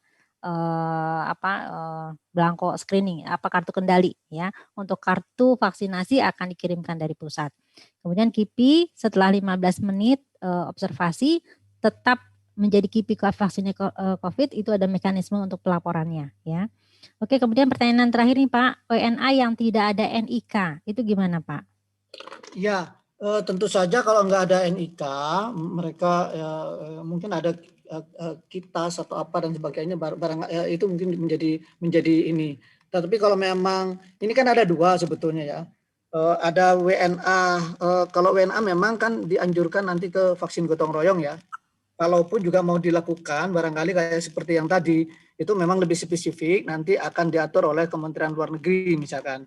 Jadi itu mungkin perlu untuk diikuti, tetapi yang jelas bahwa nantinya lebih banyak WNA memang akan difokuskan terutama ke arah vaksin-vaksin gotong royong. Tapi tentu saja kalau dilatih di sini karena nggak punya KTP, mungkin juga nanti perlu untuk membuat kita dengan mungkin paspor ataupun juga kitas dan sebagainya. Ya, barangkali salah satunya itu yang bisa dilakukan oleh teman-teman terkait hal-hal tersebut ya. Oke. Ya, jadi untuk WNA nanti dikoordinasikan oleh Kementerian Luar Negeri ya, terutama untuk embassy atau untuk NGO ya. Untuk guru-guru juga kalau punya kitas itu akan dikoordinasikan oleh Kementerian Luar Negeri. Atau bisa langsung ke Pusdatin kali ya Pak ya, untuk ada pencatatan khusus. Sehingga saya ada pencatatan khusus Pak, tapi saya tidak paham mekanismenya. Baik, Pak Bayu silakan menanggapi Pak. Ya, baik Bu. Kalau dari aplikasi-aplikasi sendiri tadi terkait pertanyaan verifikasi data sasaran bagaimana kalau misalkan ada data yang salah, nama yang salah, nik yang salah, prinsipnya adalah hal tersebut semuanya bisa dilakukan di user verifikasi data sasaran ya Bu. Nah, sesuai dengan alur yang baru bahwa user sebagai verifikasi data sasaran tersebut itu adanya di meja 2. Jadi artinya nanti petugas meja 2 akan melakukan perbaikan data sasaran tersebut melalui aplikasi Pikir sebagai user verifikasi data sasaran. Begitu Bu Ita. Oke, jadi di meja 2 ya Pak ya. Iya betul Bu. Awalnya satu di depan, sekarang di belakang semuanya gitu. Iya betul.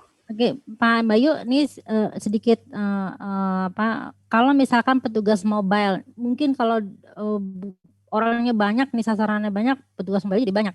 Bisa nggak kalau misalkan itu dibikin satu meja gitu, dimodifikasi lah satu meja registrasi, semacam praregistrasi gitu, bisa nggak? Hanya Ya. untuk ngecek kan berarti ya itu ya, ngecek sudah masuk bisa dalam aja, PL Bu. atau? Bisa aja Bu. Ya. Artinya di lapangan bisa memodifikasi yang kira-kira nyaman kayak apa gitu, boleh ya? Iya betul Bu. Oke. Secara aplikasi bisa. Oke. Baik, terima kasih Pak Bayu. Lanjut ya, penanya berikutnya Pak Agus dari Garut dan Pak Agus dari Pak Asep dari Garut. Silakan Pak Agus. Pak Agus dari Garut. Di unmute Pak. Pak Agus, ya oke, silakan. Baik, terima kasih Bu. Sebetulnya mungkin nanti udah diberikan juga oleh Pak Asep dan Pak Kadin. Terima kasih atas kesempatannya. Namun mungkin ini ada beberapa hal yang ingin saya sampaikan, bahwa pada prinsipnya apa yang disampaikan juga secara operasional saya kira tidak banyak yang berubah dengan apa yang telah dilakukan. Terutama di Garut juga sesungguhnya udah memodifikasi gitu kan terkait dengan alur, bahwa untuk pencatatan ini memang di meja 4 kemarin kita lakukan. Karena dirasa itu bisa mempercepat.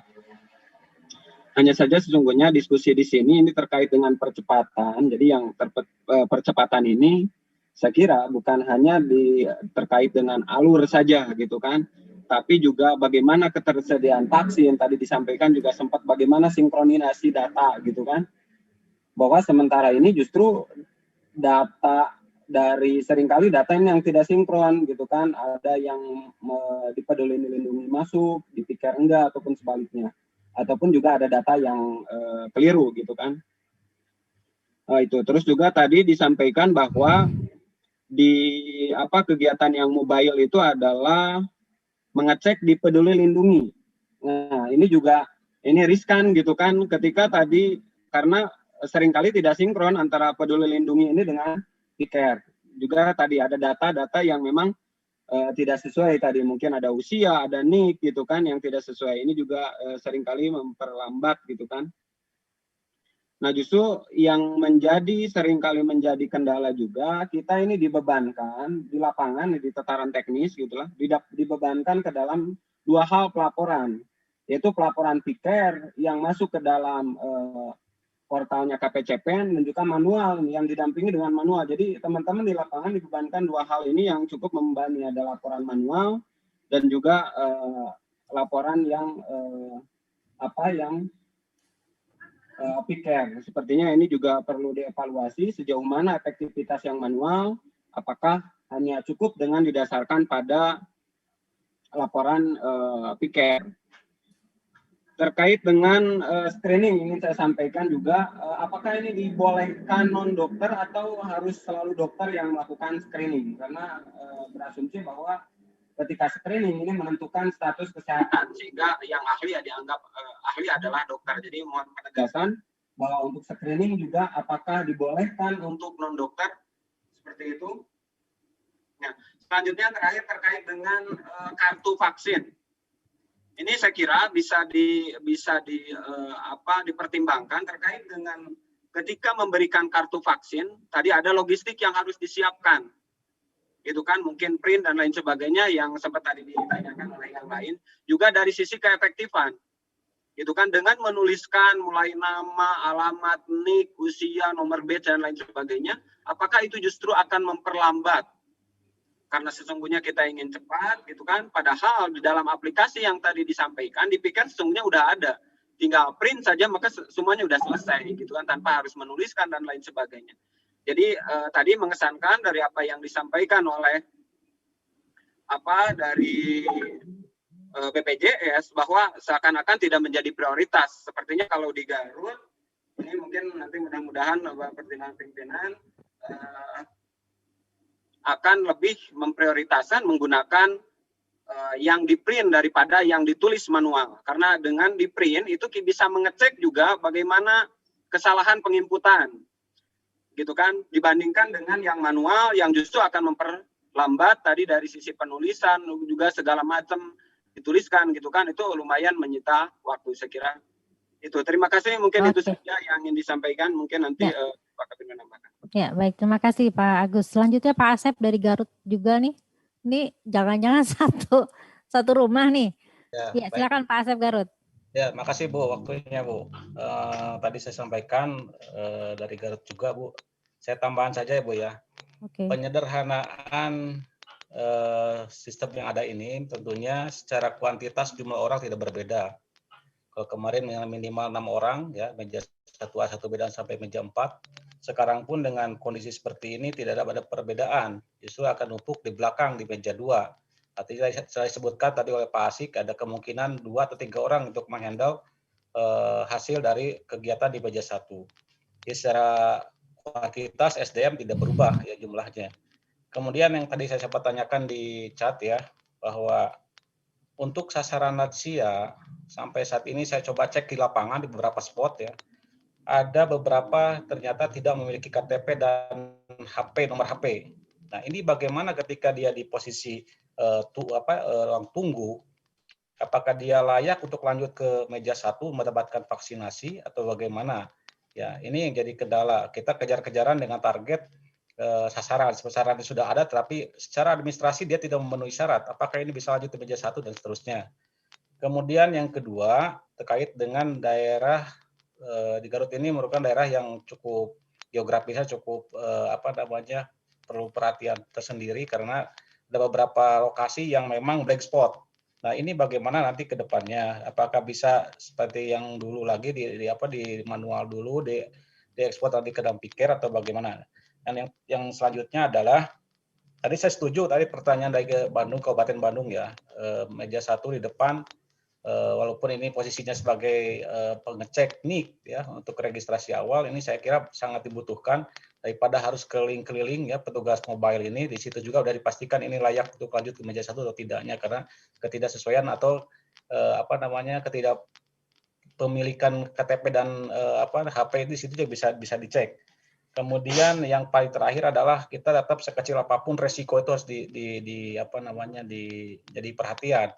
Terutama ketika dia harus mengisi manual ya. Ini saya kebayang kalau lansia nih ya pegang pulpen saja udah bergetar ya, misalkan dia dibantu oleh siapa dengan petugas mobile. Saya kira ini juga akan jadi kendala apalagi dengan alat yang sama, bolpen yang sama. Ketika misalkan mohon maaf di situ ada OTG ya, ini juga jadi kendala sebagai faktor risiko untuk menularkan. Jangan-jangan sebelum divaksin di ruang tunggu juga udah terjadi cross infection di situ ya. Nah, ini jadi beberapa hal yang perlu disikapi Kemenkes dan BPJS terkait bagaimana sederhana ini benar-benar sesungguhnya sederhana atau bagaimana ini ke depannya sekalipun resiko itu ada di mana-mana. Terima kasih, Bu. Oke, baik, terima kasih. Satu lagi penanya, siapa ini ya? Langkapura. Langkapura siapa namanya? Silakan Langkapura. Mau nanya aja tentang inform consent masih tetap harus ditulis atau tidak perlu lagi, Bu? Terima kasih.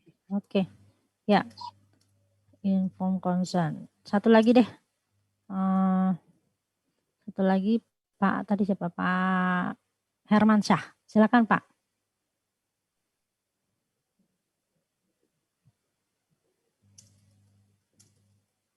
Pak Hermansyah, silakan.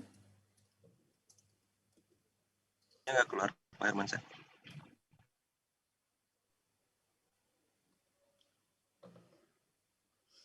Pak Hermansyah, silakan kalau ada pertanyaan.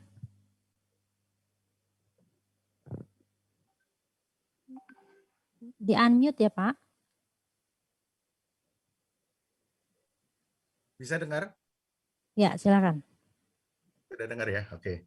Yang pertama, saya ingin menanyakan tentang surat edaran dari Dirjen P2 yang isinya itu untuk vaksinasi yang kedua itu harus, kalau dia belum terdaftar dia harus membawa 2 orang lansia. Ini maksud dan tujuannya ini bagaimana? Apakah itu memang harus suatu ketentuan atau seperti apa menurut SE tersebut? Yang kedua, memang selama ini sepertinya sama ya di semua tempat, bahwasanya kendala kita itu daftar yang ada di Peduli Lindungi itu tidak bisa kita pakai. Akhirnya kan kita memakai data yang ada di tempat kita. Kemudian untuk memasukkan juga ke Piker itu juga ruwet. Jadi ya semoga dengan adanya Piker yang baru ini bisa lebih memudahkan. Jadi ya di mana kendala yang lain adalah bahwasanya kita itu distribusi vaksin yang tidak tahu dapatnya berapa, kapan turunnya, terus sasarannya bagaimana, yang selalu berubah-ubah, prioritas yang selalu berubah-ubah. Nah ini mungkin yang harus segera dibenahi dari tingkat pusat, sehingga kami yang di daerah bisa lebih fokus dalam pelayanannya. Saya kira demikian Ibu, terima kasih. Oke, baik, terima kasih. Ya, silakan Pak Asik atau Pak Bayu dulu yang mau memberikan tanggapan. Ya, mungkin sambil di ini ya, takut kelewatan nanti dari Pak Agus Gorut ya. Tentu maksud di sini kita memodifikasi adalah ingin penyederhanaan. Kita udah ada beberapa pengalaman yang sebelum-sebelumnya. Tentu saja itu kita juga sudah bisa menilai beberapa kelemahan dan seterusnya. Tentu ini yang mau diperbaiki. Kami yakin memang ini adalah salah satu cara, tetapi bukan satu-satunya ya Pak ya. Kalau satu-satunya nanti seakan-akan ini toh aja sudah jalan bagus. Enggak. Saya rasa juga vaksin sangat penting. Nah, vaksin ini tentu ini bukan janji manis. Kita juga memiliki yang namanya diplomasi vaksin yang baik itu dengan Kementerian Luar Negeri, Kementerian BUMN dan seterusnya bersama-sama. Tetapi nampaknya kita juga kalau sesuai dengan diplomasi maka sebentar lagi juga akan banyak. Artinya mungkin setelah bulan Mei, terutama pada bulan Juni, Juli itu akan banyak sekali nanti vaksin yang akan datang, dan tugas-tugas kita untuk mencapai sasaran tersebut secara massal misalnya. Tentu ini memang inginnya kita memang harus ada dimodifikasi seluruhnya, ada beberapa dimodifikasi untuk lebih mempercepat. Vaksin juga demikian, distribusi dan sebagainya juga sudah dengan termasuk di dalam sistem informasinya juga sudah diperbaiki. Termasuk misalnya bagaimana kita memperkuat misalkan Smile ya misalkan, juga itu kan juga menjadi hal yang sangat penting untuk kita lakukan. Tentu kita juga di dalam information teknologi juga langsung juga kita coba membuat bagaimana sinkronisasi. Memang tidak mudah karena memang seringkali data dasar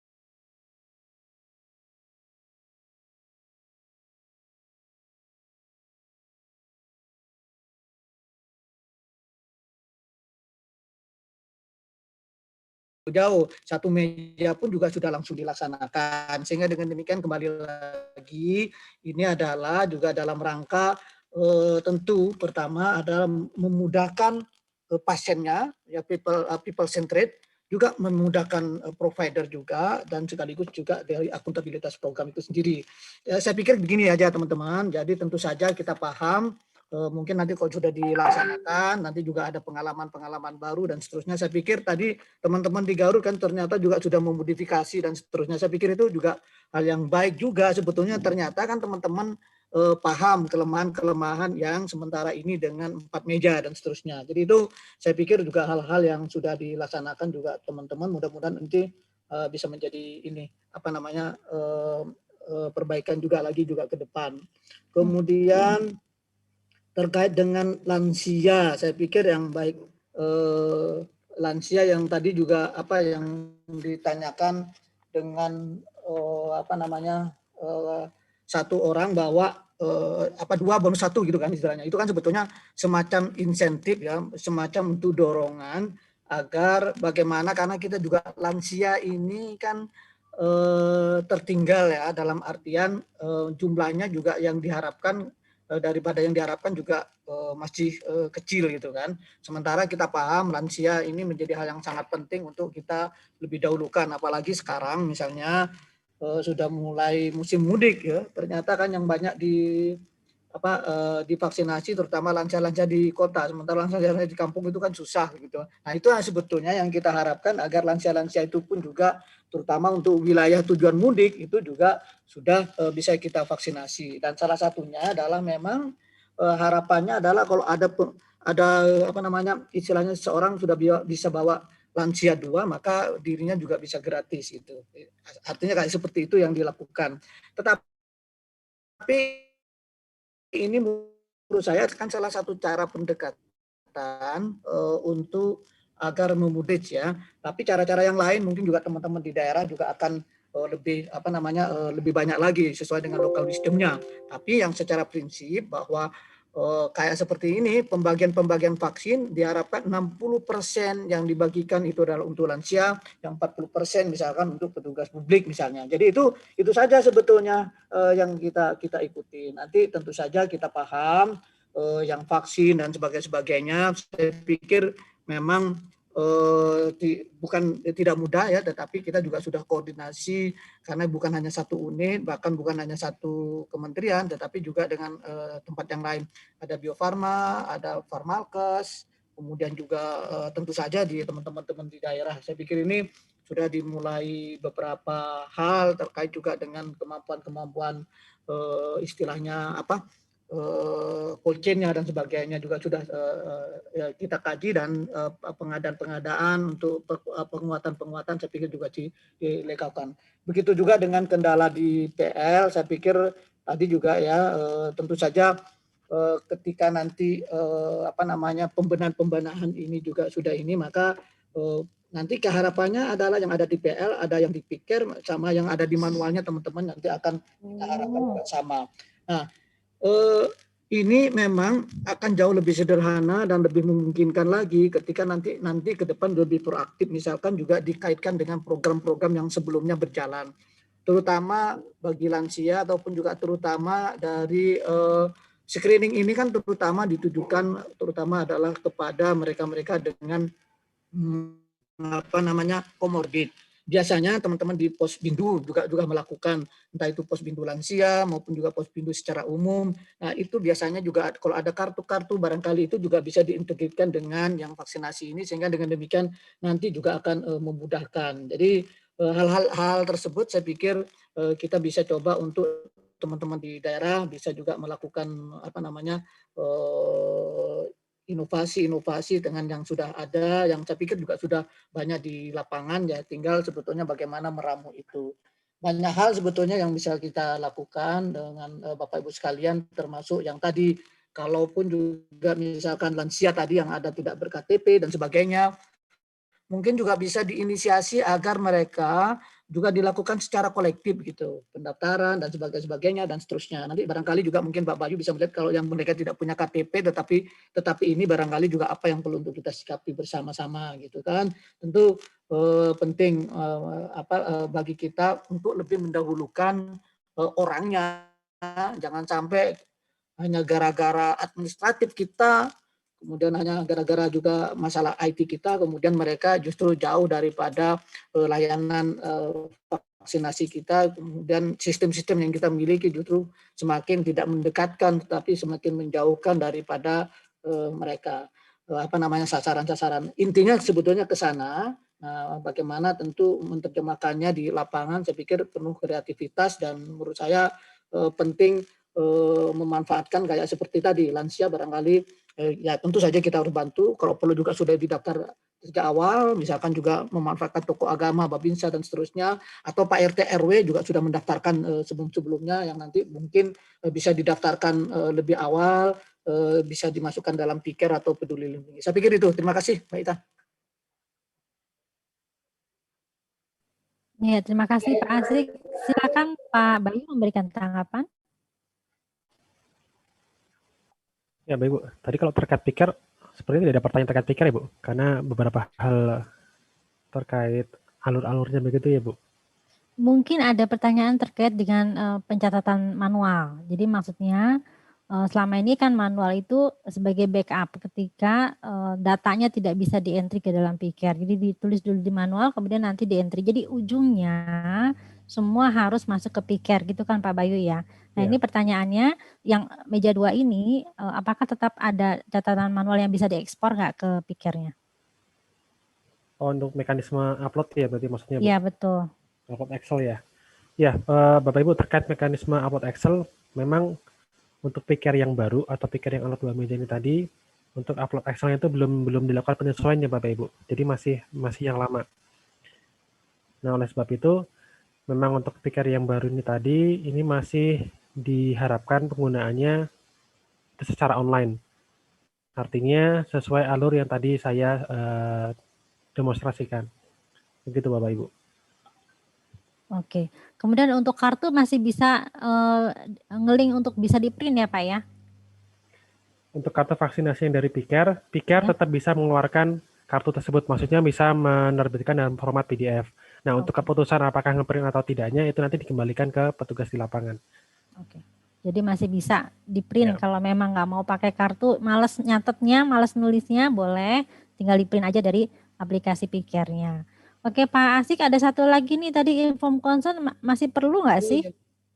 Ya, saya pikir gini ya, inform consent yang ada di imunisasi itu kan implied ya, artinya tidak eksplisit ya, tapi implisit lah, implied inform consent. Artinya kalau orang juga sudah datang ke sana itu berarti dia juga inform kan terkait dengan vaksin, bahwa mereka juga bersedia untuk divaksinasi. Apalagi juga sudah ngisi misalkan salah satunya tadi di kartu kendali itu juga dicoret-coret di situ apakah Anda ada DM dicoret tidak macam-macam. Itu saya pikir itu sudah bagian daripada ini. Kalau nanti pakai inform consent dan sebagainya akan memang terlalu lama karena inform consent itu tidak hanya sekedar yang eksplisit tapi implied inform consent itu juga bisa dilakukan. Nanti juga aneh-aneh juga nanti hanya ada di Indonesia kalau kita lihatin kayak seperti gini, karena kalau saya bandingkan misalkan dengan di tempat-tempat yang lain maka kita itu juga agak sedikit complicated sebetulnya terkait juga dengan katakanlah tadi yang saya bilang adalah screening ya, itu terlalu complicated kita juga melakukan hal tersebut. Ternyata juga di tempat-tempat yang lain kayak misalkan drive-thru yang modelnya sekarang ditiru oleh kita ya, model yang ada di Amerika itu pun juga akan memudahkan. Bahkan di sana juga pelatihan juga semakin menjalar juga kepada yang para medis misalkan itu juga dilakukan. Saya pikir hal tersebut juga memang perlu untuk kita bicarakan lebih jauh, dan kita juga termasuk dengan profesi kita juga di tempat-tempat yang lain, saya setuju tadi apakah perawat dan sebagainya, saya pikir juga sudah masuk, bisa juga dilakukan di situ. Yang modelnya di sekarang, tapi memang harus ada penanggung jawab lah di situ, ditiru oleh kita itu di dalam ada saya pikir itu yang kita akan memudahkan. Oke, baik, terima kasih Pak Asik. Di sana juga, jadi untuk lansia ini, lansia ini juga lumayan semakin complicated ya masalahnya, nggak punya KTP, nggak punya handphone, terus untuk mengisi screening dia harus dibantu, ya memang harus ada dibantu, karena itu kita ada skema 1:2, artinya 2 orang lansia itu bisa didampingi. Nah, pendampingnya yang dia belum masuk sasaran tahap 2 itu boleh divaksin, kita berikan bonus.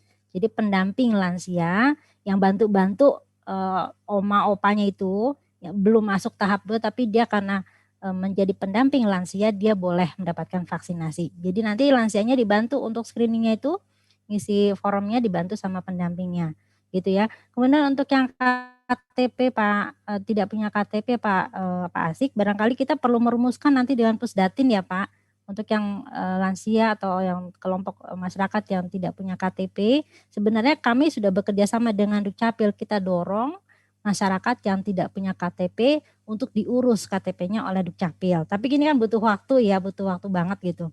Nah nanti mungkin dirumuskan kira-kira seperti apa jalan terbaiknya bagi sasaran yang tidak punya KTP tapi dia harus masuk dalam sasaran 2. Gitu ya Pak Asik ya? Ya, saya pikir saya setuju itu. Jangan sampai mereka yang tidak punya KTP, mereka juga tidak berhak ya. Karena kita paham lah itu juga semua. Itu yang perlu untuk menurut saya memang perlu juga diupayakan, bahkan juga bagaimana juga misalkan masuk di PIKER misalkan, itu juga perlu untuk kita lakukan bersama. Tetapi menurut saya perlu memang ada keputusan politis lah paling tidak, apakah juga dicatat manual dan sebagainya. Saya pikir itu kita jangan sekedar misalkan harus tercatat secara istilahnya digital misalnya, kemudian menjadi ini. Sementara kayak seperti tadi, saya paham teman-teman dengan lansia dan seterusnya yang mungkin juga sudah penuh keterbatasan, ingatan, mungkin administratif dan sebagainya, KTP tidak punya dan sebagainya, tetapi dia juga masih tetap berhak untuk kita berikan. Saya pikir itu yang perlu untuk didahulukan. Nah nanti tentu saja kita berharap, karena ini juga keputusannya bukan hanya dari si vaksinasi aja ya, kalau kita divaksinasi itu kan harapannya adalah semua kan yang berhak harus mendapatkan, terlepas dari mereka administratifnya yang bertele-tele kan, itu sebetulnya. Karena itulah yang kita harapkan people centered. Nah, disitulah sebetulnya yang kemarin yang kita lakukan bersama Dukcapil ya, sama Prof. Sapa itu kemarin kan kepalanya ya. Dan saya pikir itu juga masih akan berlanjut, dan tentu saja ada beberapa kemudahan-kemudahan nantinya yang juga bisa dilakukan. Dan kami sendiri program tentu saja menyambutlah dalam hal tersebut untuk keputusannya sejauh apa. Mudah-mudahan itu juga bisa diselesaikan secara lebih lebih cepat. Tetapi menurut saya dari sisi program, kalaupun mereka tidak punya KTP ya, menurut saya dicatat juga semua dengan secara istilahnya manual, yang mungkin juga bisa masukkan di Excel dan seterusnya. Nanti kalaupun juga ada pemeriksaan dan seterusnya, itu juga bisa dibuktikan kan gitu. Itu aja sih sebetulnya bagi kita, tetapi kita sudah menyelamatkan nyawa lah paling tidak. Itu sebetulnya yang kita maksudkan dengan people centered. Terima kasih. Oke, baik, terima kasih Pak Asik. Ya demikian Bapak Ibu, saya kira sudah cukup ya. Pertanyaan-pertanyaan yang lain bisa dalam kesempatan yang lain akan dijawab. Baik, saya kira waktunya sudah 21:35 ini. Sudah cukup malam, saya kira kita sudah lelah ya, sudah harus istirahat karena besok pagi harus sahur. Baik, Bapak Ibu, terima kasih atas kehadiran dan partisipasi aktifnya. Terima kasih untuk Pak Asik dan Pak Bayu yang sudah memberikan ilmunya, sharing kepada kita semua. Kita berikan aplaus untuk kedua narasumber. Baik, Bapak Ibu, terima kasih sekali lagi. Wabillahi taufiq wal hidayah. Wassalamualaikum warahmatullahi wabarakatuh. Saya kembalikan kepada pembawa acara. Silakan.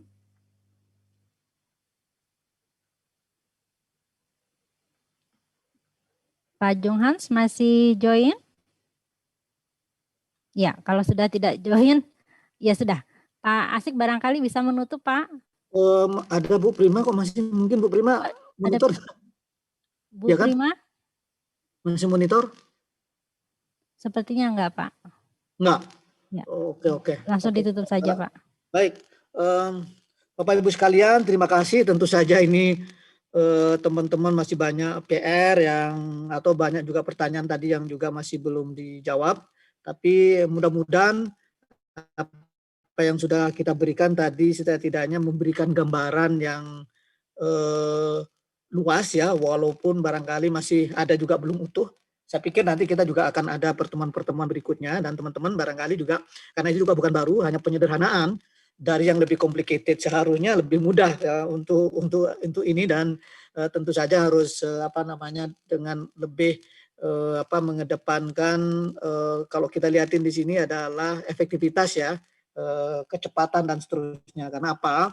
Ketika kita juga melakukan ini secara baik, tentu saja harapannya dengan adanya penyederhanaan akan lebih praktis, kemudian juga cakupan mungkin akan